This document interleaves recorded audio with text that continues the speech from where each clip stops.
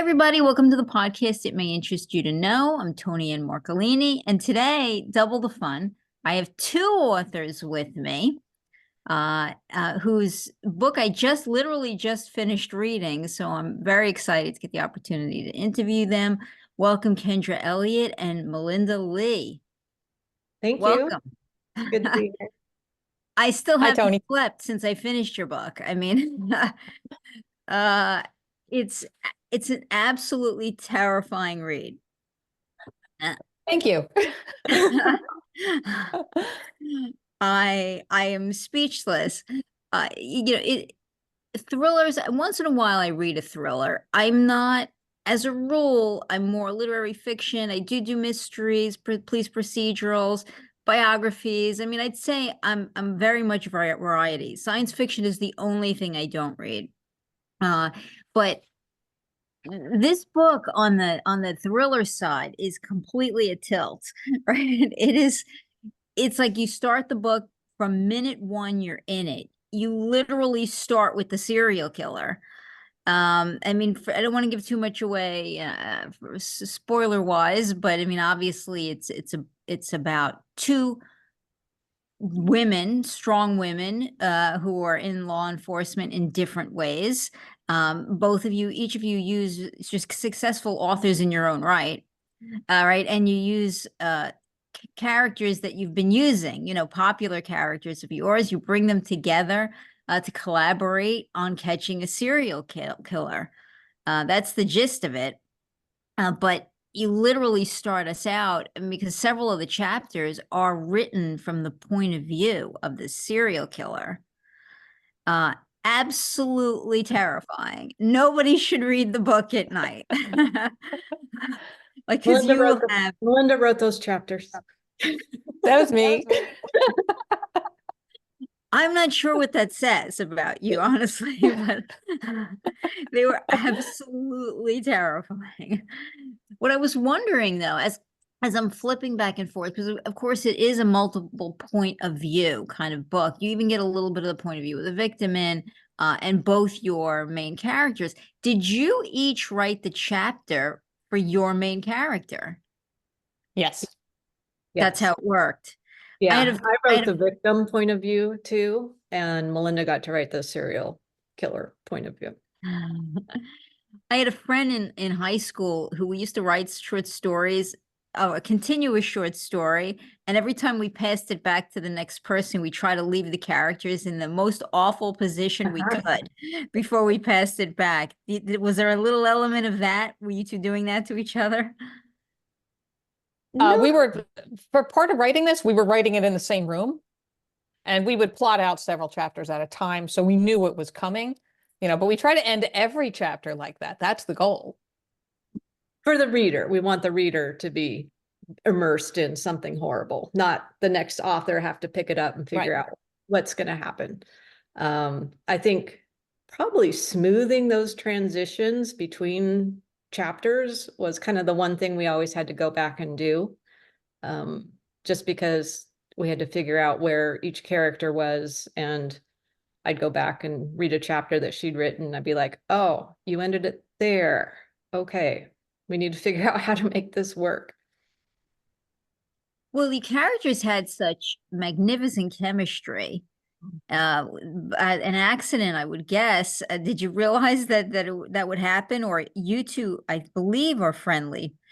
Was that how the chemistry got there?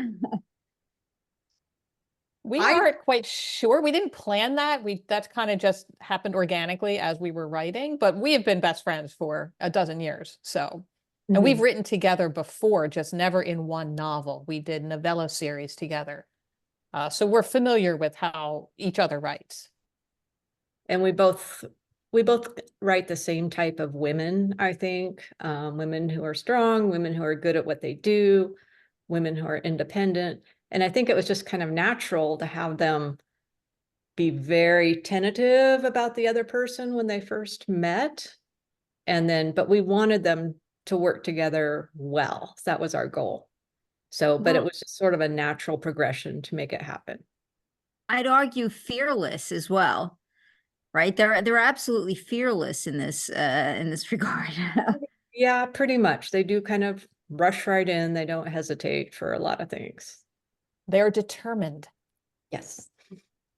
What was your creative process like? I mean, everybody tells me something different. I've had many authors tell me I can only create when I'm literally behind the screen, right? I need to be like my fingers are going, the characters are telling me in my head what they want to do next. And I've had some authors say I can't do it unless I've pre-thought it out. I've outlined everything. I know exactly where I'm going. That's how best I create. How do you ladies create? We are both pantsers. We both kind of write on the fly. So since we both work that way, actually having to plot ahead several chapters was a little bit of work. Because But you we can't had to really do do that that. when you're writing with another person. The other person has to know what's going to happen in their chapter. So We would sit down and brainstorm out those chapters ahead. And it's so nice to have someone else to come up with the ideas. It's hard sitting alone, brainstorming, figuring out what's going to happen next, what's going to be the next action scene, what does the heroine need to be doing here. But yeah, Did anybody pivot? Did anyone pivot? Like, did you guys have something written where you were going and somebody then started writing that? Because it's not that easy to stick to an outline always. Right? Sometimes you're in it, you're making things happen, you're writing dialogue, and then suddenly something else comes to you. So did somebody ever pivot off the script? I don't think so. We only plotted out a few chapters ahead. We would plot out 3 or 4 chapters and then write those and then, talk about it and pick up from there. So we didn't plot that far ahead. We had this concept though for several years before we actually sat down and did it. And every now and then we would say, oh, let's have this happen in the book. And someone will make a note and we'll come back to it 2 years later and expand on that. But we flow together really well, really well. I think the main thing I would say, what would Bree be thinking here? Or what would she be doing here? Because I'm writing from my character's point of view. I don't know her character all that well. But other than that, it wasn't hard. Yeah. No, we wrote this book in what, 6 or 7 weeks, the whole thing? Yeah, 7 weeks, which is really fast. Yeah, you talk about in your acknowledgments that you got the idea, you were with Lee Goldberg, who I'm a big fan of. He's been on the podcast a couple of times. And you were in a room with him when this sort of idea fleshed out. Leigh is great. We've been friends with him for what, 12 years or so. Yeah, we both kind of have this, we all kind of have the same interests and write kind of the same. Generally, I would call our stories police procedurals. This one was a little more deeper than that, but that's what Leigh writes too. So yeah, we were at a conference with Leigh when we got the idea. And then we Yeah. called dibs and he respected dibs. So So We it had let him had have been in dibs the before. making. Yeah, it had been in the making a while. yes, Yeah. I think it took us 4 years to actually have the time because we both have other contractual commitments, our own series that we're writing and personal lives and things happen. So it took us 4 years before we actually had 2 months to sit down and write this book. Well, the fact that you wrote it that fast is just a testament to that the story really was just aching to get out of you. Yeah, we've been thinking about it for a long time. Now, I wouldn't say there's an overall theme, in your book, but what does jump out at you is not to make poor decisions, right? If you don't go on the internet and make poor decisions, like I mean that kind of jumps out at you. How hard was it to write the gory stuff and the slightly disturbing stuff? It's kind of what we do. So it probably should be harder. I think I wouldn't say gore. There's a little bit of gore. I think I know the scene you're talking about. Yeah. Probably. I think it's, we don't sit down and describe gory things, but we allude to them very strongly and let the reader fill in the blanks. And I think that's where it can get intense sometimes. Plus, Well, and I think, sometimes that's worse. Sometimes that's worse. yeah, Like I'd argue the old arsenic the arsenic and lace, or I think that's the name of it. Remember those like old kind of scary movies didn't have the gore, but they were more terrifying, Mhm. that's right. They used to say, don't show the monster, right? right? Nothing can conjure up something better or more horrific than your own imagination can. Yeah, and I think we left a lot of room for readers to think about things while they're reading. Because I don't think either of us really get gory in our writing, would you say? I think once in a while, but not gratuitously. But on Yeah, the other hand, when you are writing about murder, you don't want to gloss over things either. You want to be somewhat realistic. It's supposed to be shocking. Murder should not be something um, that you just accept. I agree, that you needed to, I guess because this is a serial killer and you were, you were spinning a particular way, um, that, you needed to get into certain things, but arguably it's not like a gunshot, right? It's Right. not like he just, it's not like there's just, right. oh, they find somebody, and they got shot in the shoulder and, right. It's there. It's gory. It's a little bit gory. But it's also a very exciting read. I mean, I don't think anybody's going to be able to put it down once they start. It's one of those, car accident things, you just can't look away. I That's think the that, goal. yeah, the two of us working together really helped with that. In our own writing, when I'm writing a book by myself, I'm like, okay, I'm getting a little bit bored. That means the reader's going to get bored. We need to make something happen here. And we were constantly going back and forth. What's going to happen here? What's going to happen here? What's going to happen next? And having two of us brainstorm what's going to happen next, I think, even our agent said, this story just goes and goes and goes and goes and goes. And I think that was an effect of us working together. Oh, seamlessly, really, and just beautifully, your collaboration. I mean, I thought this, like I said, it's not just a matter of do you get bored? Is it, there's something happening every single second of this book. It just doesn't stop. You don't get to, it's not something where you can, oh, let's get to know these people a little bit better. There's nothing soft about it. Like you jump on the ride and you're just like duck. Everything's like, you're just in a state of perpetual panic from beginning to end. Uh, That's how a good thriller should be. you live up to the hype, right? It's an absolute thrill ride from beginning to end. I mean, I think the concept for me of having the point of view of the serial killer, I wasn't sure when I first opened up to that. I really wasn't sure how I was going to embrace that all the way through because you just have the eerie factor going on, right? I mean, you start with his point of view. It is so dark and eerie that I was like, am I going to be able to do this? Should I have started this now? Like I immediately knew doing this at night was like not going to be a good choice for me. But I was like, this is going to be a dark read, but it's surprisingly not. It's it's just wow. I Really think well parts are done. dark. We try to Pardon me? keep those scenes, the serial killer scenes, they're there and they're dark, but they're short. Yeah. And we try to balance it with there's a certain amount of female friendship and that camaraderie that kind of balances the dark. Mm-hmm. Well, Yeah. I thought you did a really good job with building a relationship between these two women, for certain, and a friendship that I'm hoping pans out for more crossovers, because it's very hard to imagine these women just said goodbye and that's it. But I We hope might have something. thought about another book. Yeah, we talk about it.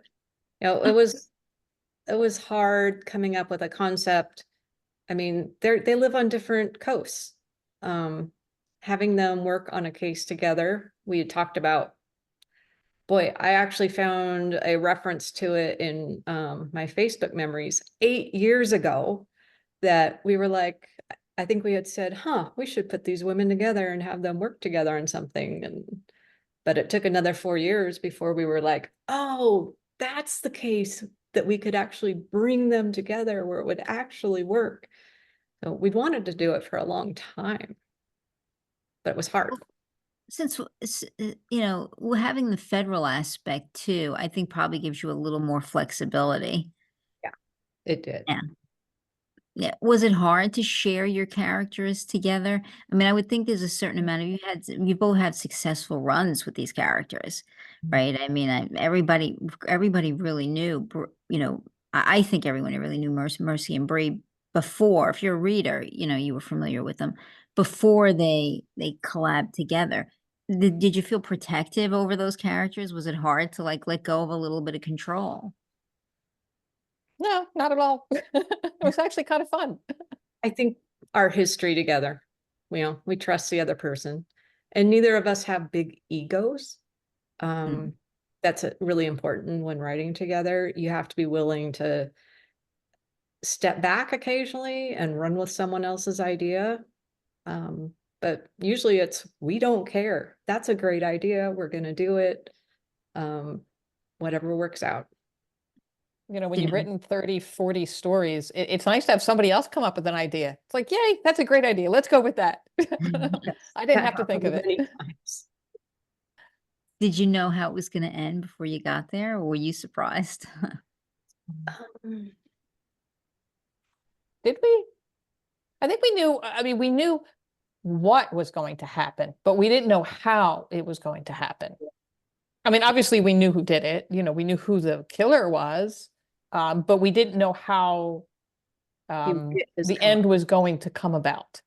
Yeah. Well, let me ask you this question. I know that you probably were trying to send some level of message. I mean, I think to people to be more careful. I mean, I kind of glean that theme, but was because of all the things you read in the newspaper, was any of that in your mind when you wrote this? I mean, I don't think anybody could have read it and thought, hey, the internet meeting somebody total stranger is a great idea. And yet it happens all the time. It does, and I was So wondering if was there any part of you, I don't want to call it a, uh, one of those, you know, public service messages, but I mean, was there any part of you that kind of thought there would be a good way to, really highlight this, you know, this epidemic or this problem? Not for me. not really, maybe subconsciously. I mean, we try to, it's current, it's definitely a current book with a current topic, but um, I don't think we were thinking in terms of a message. Mm-mm. No, we were just, I think usually when we get an idea, it's like, oh, great. We can make a story off of that and just run with it, not people need to know type thing. I mean, everyone should know. Doesn't everyone know that you don't meet people that you meet online? No, not everybody knows Thoroughly that, vetting them honestly. first. Yeah. Not everybody knows it. I guess that's why it does keep happening. But I was struck by that, you know, sort of right out of the gate. You really connect that. And I think those stories are also somewhat important to highlight. Um, Unfortunately, I do think a lot of people, especially younger people, which I thought the senator's daughter being involved was, you know, was an important component. I think they get themselves into situations because they just don't believe that they believe everything is kind of rainbows and joy and everyone's telling the truth.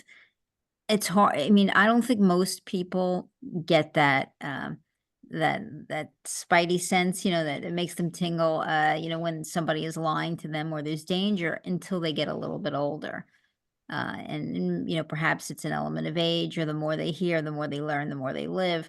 But that's why I thought it was such an important choice to pick a young person, and how she got sucked into that. And maybe it was unintentional, but I found myself wondering if there was an intentional aspect of that. Not I think really. it's just reality. This is what happens. Young people get caught up in their social media um, and they do believe that the things are true that are online until they, live and experience otherwise, like you said. Um, so I think just trying to keep it realistic, it's the same thing. Yeah. It comes off as a message, but it's really just, this is what happens. Was she Yeah. 17 or 18? I can't remember what age we chose for her. Was she 17? I think so. I don't know. I've written a whole other book since then. So. Right? Yeah. I remember there was an aspect of, to get the FBI involved, this needs to officially be a child to get them involved so quickly. So I'm thinking, now I'm going to be totally wrong, and we made her 19 or something That's like right.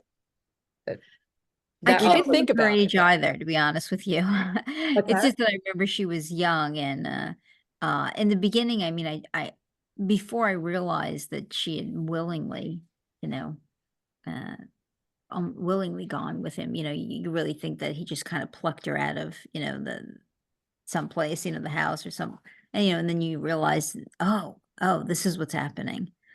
Right, sort of seduced, by words on a page, like seduced by being online, and believing it. There's a tendency, I think, sometimes for young people to believe that element of fantasy exists, and to really find themselves in over their head, with a situation and a person.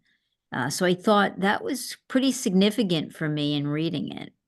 That was, and then, albeit perhaps unintentionally, you're just trying to capture historically what's happening around you. But I thought, well, this is what an important message this is, to show the trauma and what the ordeal was, from that really bad choice. Mhm. So I applaud you on that as well. I mean, I thought that was an important story that you told, albeit not easy. Right.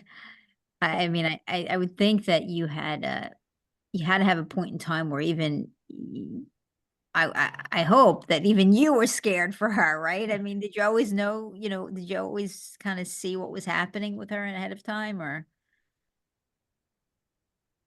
We I, like to think we're in control, but sometimes the characters do take over. right? I've had a lot of authors tell me that. Like, I was planning a particular thing, and then I got to a point where I said no, I'm saying, like, the character told me, take me here, and I just did that. I think with But I her, don't think we knew a vague path that she would travel. We didn't know the specifics, but we knew the type of path we needed to create, and we knew how it would end up. But other than that, I think we plot loosely, so there's always room, if you do need to zig instead of zag. We try not to lock ourselves into too many things, but I think with her, we pretty much knew what was going to happen with her. Do either one of you have a favorite part of the book?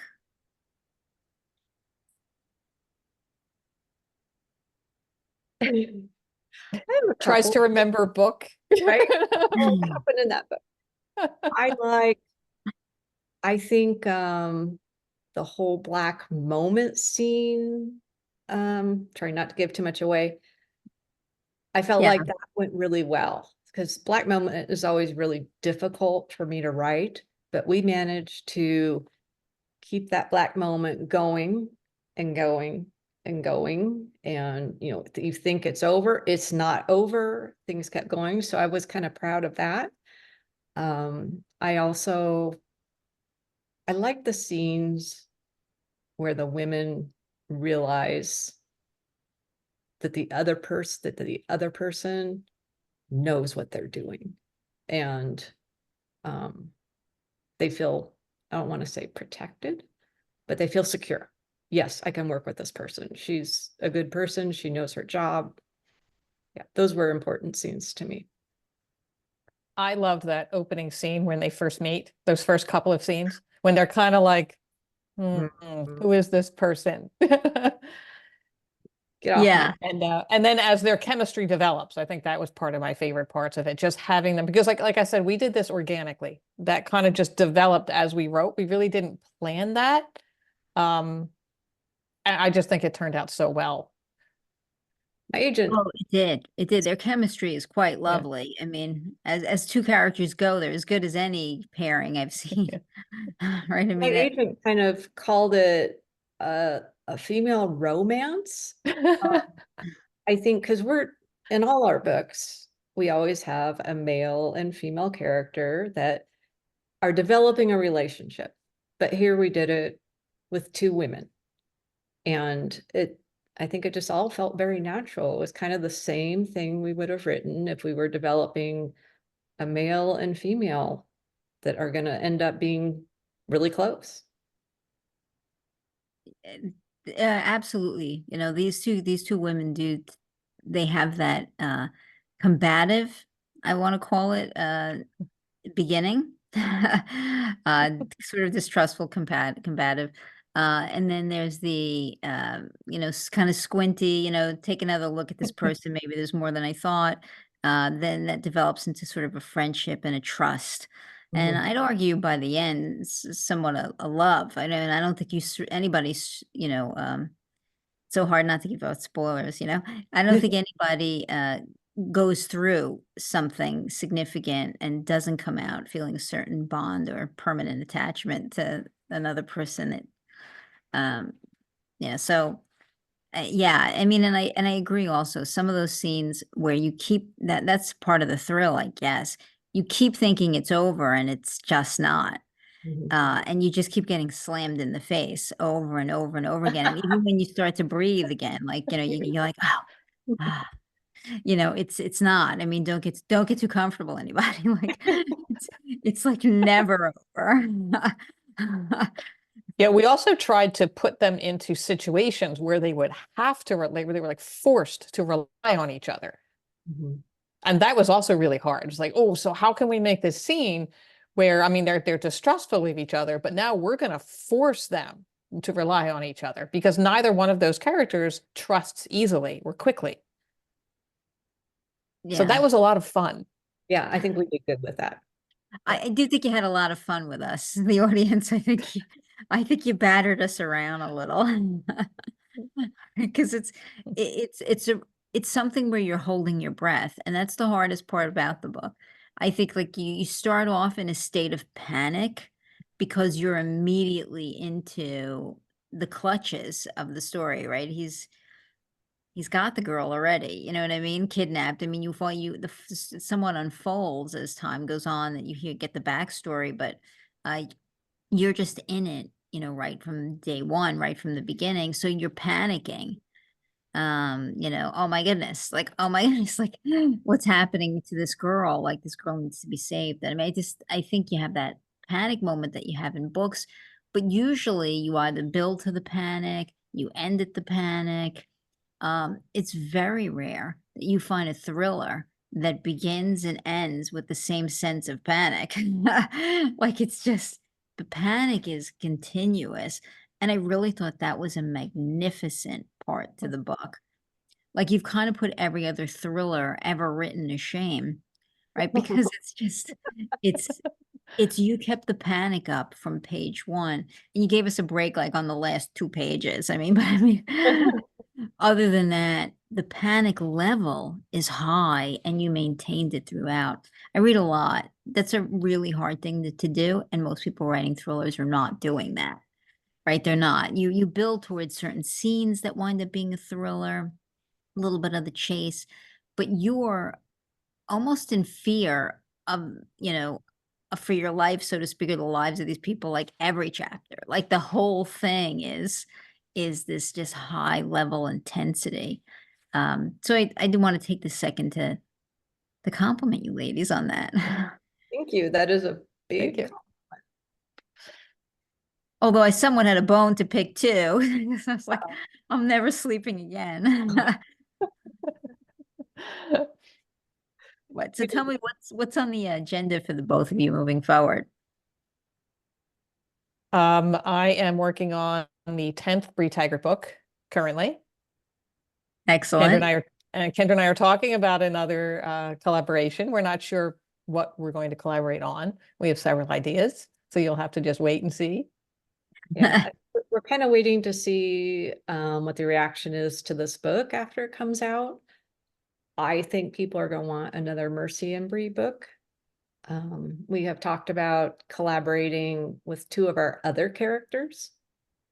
That's interesting. Yeah, I think you're gonna have I mean, as far as I said, as far as thrillers goes, you're not gonna get better. You're really not. I mean, you collaborated seamlessly. These characters played off each other really well. I would be stunned if there wasn't an outcry of support for collaborating them again. Yeah, I suspect that's what's going to happen. And I think we're both really comfortable with these characters. They're second nature to us. Yeah, we probably want to put them together again. I think that's our highest level idea, but we have a couple of others. Oh, and we came up with an idea for completely new characters too, as a Whole collaboration. original. Yep, all original. We came up with a concept for that. So that's a possibility. Well, But you're magic together, so I mean, I think anything that you do is really going to be successful. When does this book actually officially launch? July 2nd. So, yeah. So 2 weeks from tomorrow? Really? Wow. Wow. 2 I'm weeks from tomorrow. thinking. Okay. That's Sneaks up on you, especially when you've got your head in another book that you're trying to work on. got to be really difficult, now that I think about it. I mean, to be in the zone of telling different stories at the same time. It's hard enough to focus on one story, but that's got to be difficult. I didn't really think about that. It That's why is. sometimes you'll get asked a question about the book and you're thinking, oh, what did happen? I have to think for a minute. Or someone will ask about a character and I'm like, who are they talking about? What book are they talking about? But yeah, we experienced that, we'll be each working on our own books and all of a sudden copy edits from the previous book land in your inbox. You have to shift gears and go back into that old story you finished months ago. And it's hard. You don't remember what happened. It's almost like a fresh read. Like, oh, I wrote that. That's not bad. I did pretty good on that. Sometimes you have no recollection of writing that. Yes, all the time, all the time. Scenes will be a total surprise. Wow, I don't remember writing that. I've had authors on where I've mentioned something, yeah, and they've said to me, I did? Like that was in the book? Like I didn't, they had no idea. All the time. Yeah. So yeah, I guess that truly does happen. So I never really gave that much thought, but yeah, to be absorbed in several different stories at the same time. Did you both always want to write? No, No. hated writing in high school. I hated writing in college. No, love to read I them. was a math nerd and a banker. I never wrote anything until I was almost 40. Mhm. Same. Wow. Well, you ladies look so young, you don't even look 40 now. But Okay, well, uh, you're our favorite interviewer. so tell me what brought the passion on? I don't know. For me, it was just I didn't want to go back to work in banking, that was for sure. I took some time off when my kids were little, and I was just a voracious reader. I always had my nose in a book. And my husband said to me one day, well, you should write one. And I thought, how hard could that be? So I just started just like that. Like no background in it, none at all. I have a degree in finance. I don't know anything about masters of arts. I have none of that. And you fell in love. It just felt like that. I finally, at almost 40, discovered what I wanted to be when I grew up. For me, I was a voracious reader too. And I love that feeling of satisfaction when you finish a really good book. And I had finished a book that I'd read several times, and I set it aside and I thought, I wonder if I could do that. Could I make a reader feel how I feel right now? And that was purely my motivation for sitting down to write a book, to see if I could do that. Took a while. Well, there's something to that, right? I've told the story before. Like I can remember being really little and my mom taking me to the library for the first time, like holding my hand and walking in, and like there were books everywhere, and like I heard harps, right? Like that I knew I had found my place in the world, right? Like there's just books everywhere. Like I knew. And then I was always a reader my whole life, the same way, I probably read a couple of books a week. And so I'm always curious as to how writers get to that point. Like some tell me it was a passion always, right? They're writing when they're 5 years old, they start their first story. And some people say, you know what, it was a journey. I didn't want to, and it just happened. And but now it feels like your passion, right? I think I appreciate it more because I Yeah. came to it so late. Yeah. Being able to make a living doing this is very lucky. And like Melinda said, I'm very grateful for what I can do. But it's hard. It's really hard. And each book gets harder because you have to come up with new ideas. You have to keep it fresh. Yeah.